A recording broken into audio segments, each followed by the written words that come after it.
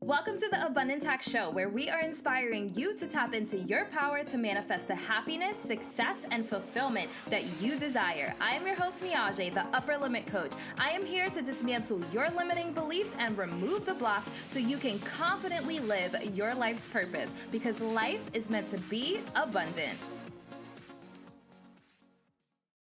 What's up, guys? It's Niajae. Thank you for listening or watching the Abundance Hack Podcast. I am joined by Michael David Huey, and he is going to tell his story. But before we get into that, I want to ask you, what does abundance mean to you? Wow, great question. I believe that God has created us for an abundance. And, you know, one of the greatest things about being able to do things with people that are forward thinkers, like my friend to my left, is that we get to live in abundance together. We get to do great things together. And I think the greatest thing about abundance is that you get to share that with other people and do it with other people. So thank you for asking that question. All right, so tell us your story. What do you do? Well, it's really funny. I saw Naj last week down in St. Pete, where she lives, at my friend Matt and Caleb Maddox's house. And people ask me all the time, what do I do? And I don't know if you have a problem with this sometimes, but I do, because I do so much. And I ask people, you know, what do you want me to tell you? And I say, what I've learned now is I'm more of a problem solver. I help men walk in and towards their purpose in their health, their relationships, and their business. And then it goes deeper into that. And so I would consider myself a problem solver for men, to teach them and help them walk in and towards their purpose. A lot of men know what to do, but they don't do it because they don't have accountability. They don't take action. They're not men. They don't become the men that God called them to be because they don't surround themselves around the right type of people, and they have no accountability. And then once they figure out what that is, they don't know what the next step is. And so Caleb Maddox looked at me and told me that I'm a problem solver. So I'm a problem solver for men. I love it.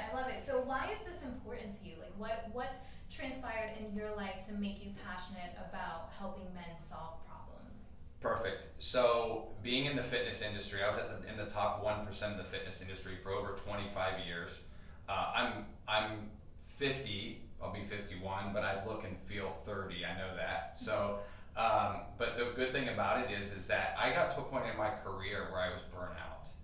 And so now I took about an 8-year break, for to say, and that 8-year break allowed me to examine my own self. I had been through all of these emotional, we were just talking about this before we got started. I used to see about 60 clients, between 55 and 60 clients a week, and the average person in my industry saw 20 to 25. And so I got super burnt out. I took a break, and then I realized that I was completely healed and ready to go back and teach men how to do what I had already been teaching them to do. And I've been teaching athletes. I've worked with high school, college, and professional athletes at a high level for many years. And I still had some areas in my own life that I wanted to perfect. And in this last 5 to 7 years, I've grown, I've healed, and now I feel like I have a message to help men in every area of their life become that best version of themselves, because now I've invested in myself and I feel like I'm becoming my own best version of myself. So that's my passion. My passion is to impact the lives of thousands and thousands and thousands. And then again, this past weekend, Caleb corrected me. He said, it needs to be millions. You need to influence millions of lives. So that's my story, and I'm so glad that you asked that question, because I think that I like as a problem solver, I like to be asked questions that push me, so that I can push others to become that best version of themselves. Okay, so I want to dive a little deeper into that, because I think burnout was the result of the problem. So what would you say the problem was, and how did you solve it? Because the burnout is not the problem, it was the result. Correct. Of what was going on. Correct. Lack of intentionality. And so getting so caught up in everybody else's problems and solving their problems and not solving my own. You know, and it's really funny, I made a post this morning on Facebook about vulnerability.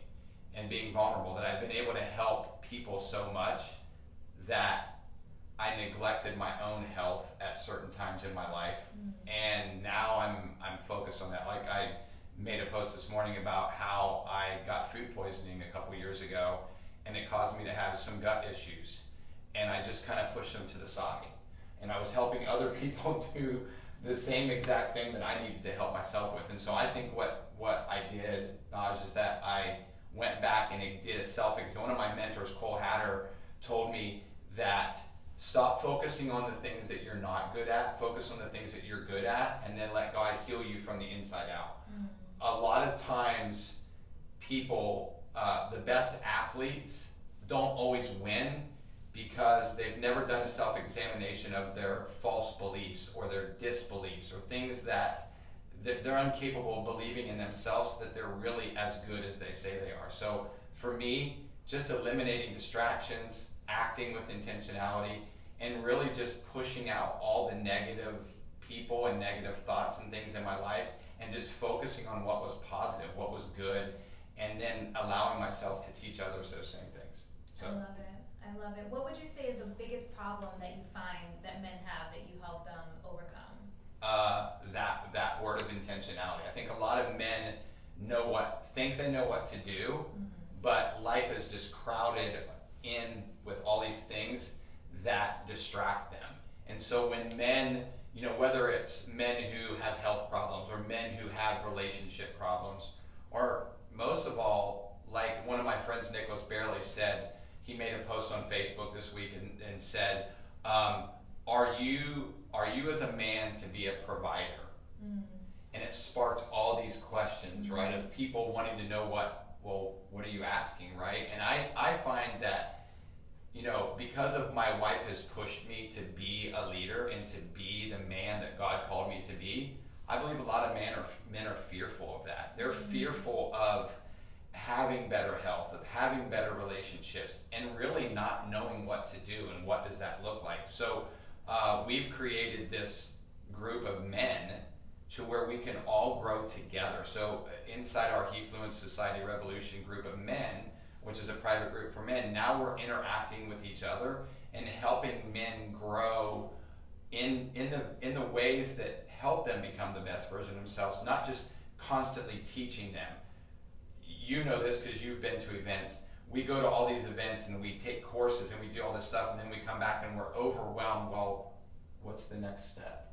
What do we do next? And what I learned is this is what we need as men.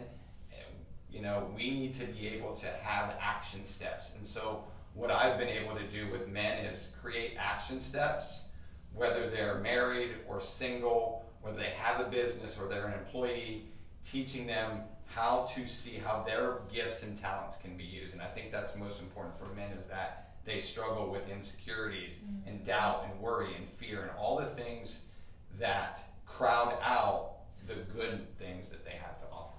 Yeah. I think that's really powerful. I think that we have a society right now that bases self-worth on the cars and all the hot girls and the models around them and stuff like that. So it's painted this false security almost, because I feel like a lot of the people that have that are not necessarily happy. They're empty inside. So what would you say to someone who is chasing that? They want the big house and the fancy cars and all the model girls around them. What would you say to that? Well, it's funny you say that, because I think we run in a lot of the same circles, which is really funny. Naj and I talked about, we want to create our own movement here on the East Coast, right? Like everybody thinks you have to move to the West Coast or to San Diego or Silicon Valley or Orange County to be successful. And her and I, we want to set that here in Florida where we live.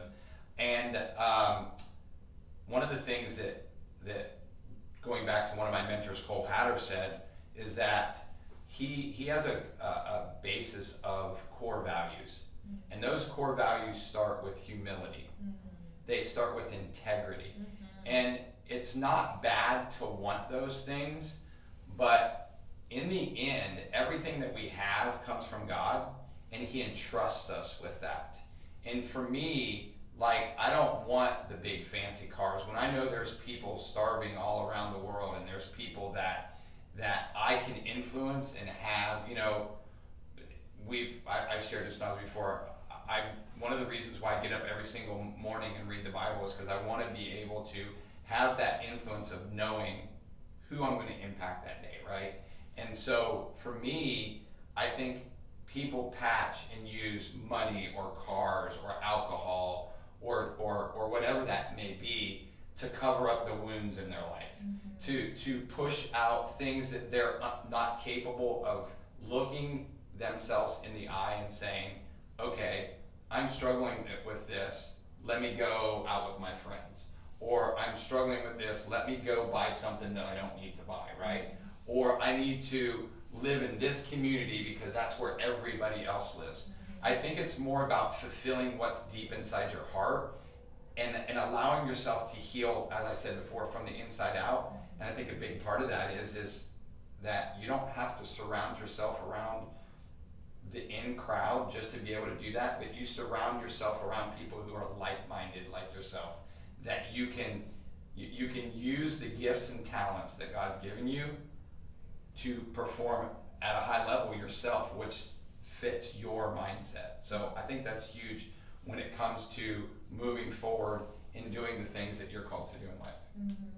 Yeah, it's so powerful. So I just want to reiterate, there's nothing wrong with wanting the big house, the big car, the fancy clothes. Nothing wrong with wanting that. But if you are looking for that to fill a void, it's going to be a temporary gratification. 100%. And really trying to fill that void first, and that other stuff just be extra, just be bonus, because it's not going to fill the void for you. And that's for men and women. And so his wife is actually here. And do you consider yourselves a power couple? Good question. Good question. Well, I have a scripture written in on my phone that says, a man who finds a good wife finds a good thing and finds favor with God. And so I believe that empowers me to become better. And he also says that two are better than one, right? So for me, I believe that having a strong marriage, like my friend Nicholas and Amanda Barely spoke at Funnel Hacking Live, and they consider themselves a power couple. Well, I consider myself and Lisa a power couple because of the influence that we're making in the lives of other people. Not just because people look at us, as I said, I know where I've been. I know that time frame that I needed to heal and grow is here, and now I know, we always say we can see the light at the end of the tunnel, Naj, and I can see the light at the end of the tunnel because number one, I have a wife that encourages me and pushes me to become that best version of myself, and in turn, I can turn that around and help other people. So, I would say that we are. Yay, awesome. I love power couples.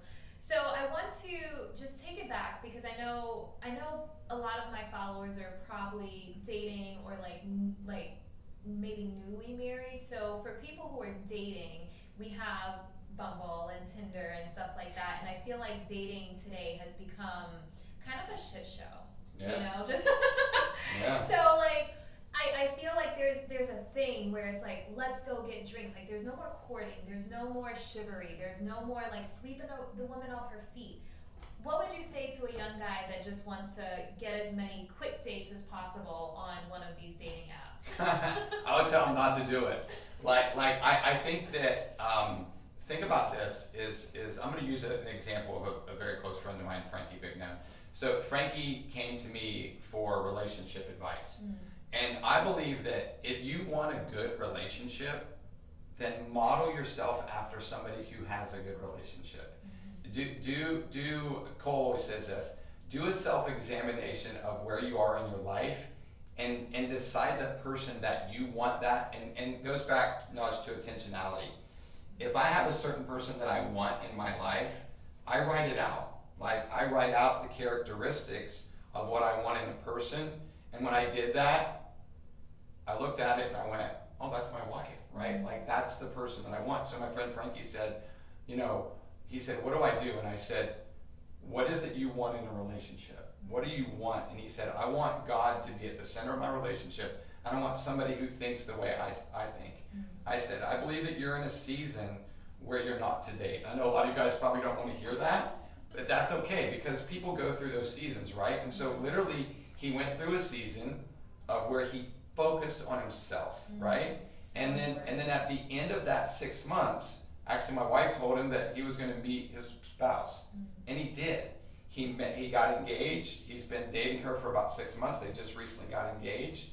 And he said, Mike, when I verbally spoke what I wanted and I wrote down what I was looking for, he said, I manifested in my life what I really know. And he said, then I allowed myself to feel confident that that was the type of person I wanted. So I want to encourage guys out there to go and find out, don't just do what the world does when it comes to dating. Don't just, she said it perfect, like it's like the old saying, chivalry is dead in Texas, right? I don't know why they use Texas, but it's like they in dating, it's all about the catch, not about the person. I believe even in business and in dating, we're in the people business. Like you hear all these people, I'm going to hire a dating coach, or I'm going to go in and take these courses on how to date. How about just finding a person that's so like you and go where those type of people are, and then, like you said, one of the greatest things is courting. Like knowing what that's going to be. It's like when I asked my wife's father if I could marry her, he said, on one condition, is it going to be forever? And I was like, yes, it's going to be forever. And so think about that. Think about what, and I'll finish with this. One decision that you make affects massive areas of your life, especially when you're dating. The reason the divorce rate is so high, Naj, is because people make emotional decisions on their dating life, business life, where to live, things to do, instead of just looking at and examining their heart and the things that they know they need and what's best for them. Not just making an emotional decision because a dating coach might have said do this, or a book might have said to do this. You have to examine your own heart and find out what's best for you. And I think that's what's lost nowadays. Yeah. What if you could have abundance delivered to your front door? Abundance Hack presents Abundance Box, the monthly subscription box that helps you cleanse energy, raise your vibrations, and tap into abundance with goodies like crystals, sage, essential oils, and more. Go to abundancehack.com/box for more information, because life is meant to be abundant. I don't think enough people check in and really figure out what's in their heart. So for someone who doesn't understand how to live intentionally, what would you say is one of the first steps to living intentionally? Good question. I just wrote on this. Intentionality starts, and it's really funny. I thought I knew what intentionality was until I heard Caleb speak this last weekend, right? He's phenomenal. Like, yeah. He's crushing it. Yeah, and he said to me, he said, Mike, what is intentionality to you? And I said, I'm the kind of person to ask the question back the other way, like, what is it to you? And he mapped it out. He said, I map my day out into 3 parts. I map my morning routine out, my money making routine out, and then my evening routine out. And so I think you have to start with finding out what you're not doing intentionally, and then start doing it intentionally. So starting out with your day with, like, for me, that's my morning reading and my meditation on the Word, and then going to the gym and working out and preparing for the rest of the day, and then taking action on those things, and first and foremost, eliminating the distractions. Caleb said he shuts his phone off and puts it into a box and doesn't answer it during the money-making activity time. How much more would we grow if we did those type of things? If we just took our computer and shut it down and detached from social media for and so I think taking your phone and being intentional about what you're going to do for your day starts with your morning activities, what you're going to do in the day. If you have a job, then how productive you're going to be at your job. And then at nighttime, setting up your day for the next day so that you can, and one thing that Caleb said that I just started to implement was finding out what I could have did better for that day, so that the next day I don't make the same mistakes that I made the day before. So I think starting out with a map of what your life should look like, and then taking action on it. Yeah, I love it. I love it, love it, love it. All right, so 3 tips for living an abundant life. Okay, living an abundant life for me is being healthy first and foremost. I think a lot of people have a problem living an abundant life because they're not healthy physically. And a lot of times people don't really understand what that means to be healthy physically. I think that you need to focus a big section of your life on being healthy, whether that's exercising or meal prepping or even hiring a coach, or finding out what you're missing in those areas of your life. So first is focusing on your health. Second for me is really should be the first one, is focusing on for me it's my spiritual life. It's me becoming who God called me to be. One of my favorite influencers, Niajae, is Ed Milet. And I love Ed because Ed is real when it comes to who he is and what he stands for. And I think we all were created for abundance, right? And Ed actually says when I really realized what abundance was, he realized that God was creating him for greatness.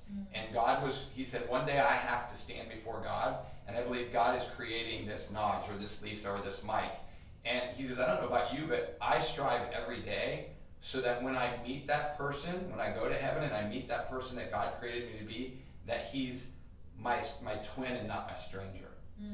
So if God's mapped out this plan and purpose for me, and I don't wake up every single day striving to be that person and to allowing my gifts and talents to come out, then I'm not going to live an abundant life. I'm not going to influence everybody else. And then living an emotional life that's full of abundance also. So being able to make better decisions. A lot of people struggle with depression and anxiety and all the things that go with that because they've not eliminated the stress in their life. So the last one I would say would be eliminate distractions and eliminate stress. One of my friends, Chris Wark, wrote a best-selling book called Chris Beats Cancer. And I think this is important to share with this last piece, is that he said one of the things that he had to do is he had to get right with his health, he had to get right spiritually, and then he had to get right with this last part. And he said he was walking in unforgiveness, and one day he was reading the Bible, and it said, forgive not or you won't be forgiven, right? So he went back and wrote a list of all the things. He had stage 4 cancer at the time, went back a list of all the people that he needed to forgive, and another list of all the people that he needed to receive forgiveness from.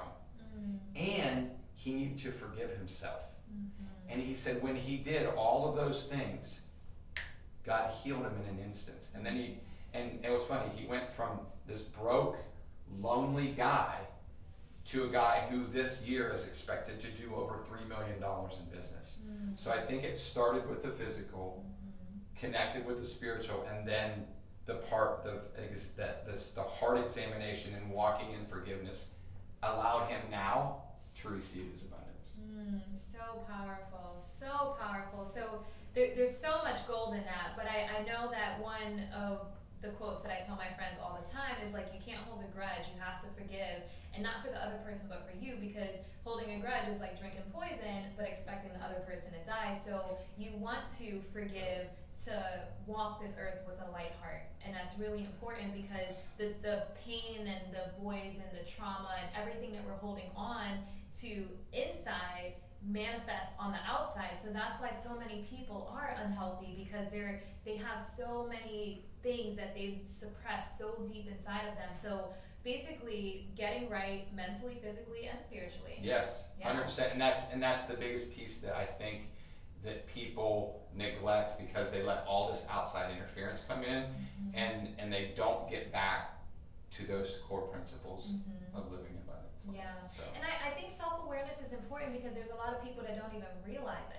They don't even realize 100%. It. So that's why you come to someone like you to help peel the layers back, to figure out exactly exactly. Figure out what deep-rooted traumas or pains, or because it could be something so small as like when they were a kid, they got teased when they didn't get picked for like the basketball team, like something so little, but it manifests, you know, in your adult life, and now you have some type of limiting belief or block.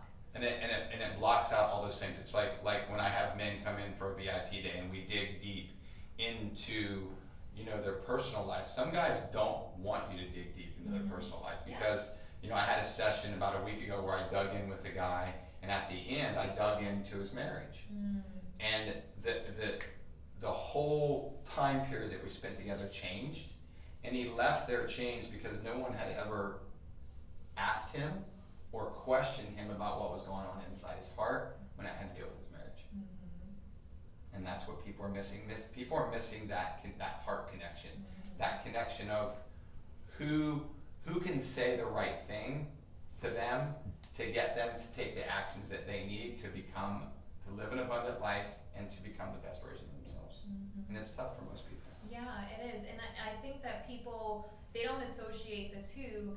But I personally feel like what goes on in your marriage, or even if you're single, your self-love affects you in business. 100%. So, you know, just filling, I like to look at it as buckets, filling all of your buckets. So like your marriage or your self-love if you're single, your career, your self-care, like these are all buckets that you want to focus on filling all of them. Absolutely. And I think sometimes, you know, the old saying that we're an empty cup, right? That when we get filled back up, we need to empty it out and pour it out into others. And I think once we have all those things in line is when we can be used to our fullness, when we can be used to impact the lives of other people, when we walk with a healed heart. I think that's massive when it comes to every area of our life, our relationships, our business, and our health. I love it. So where can people find you online?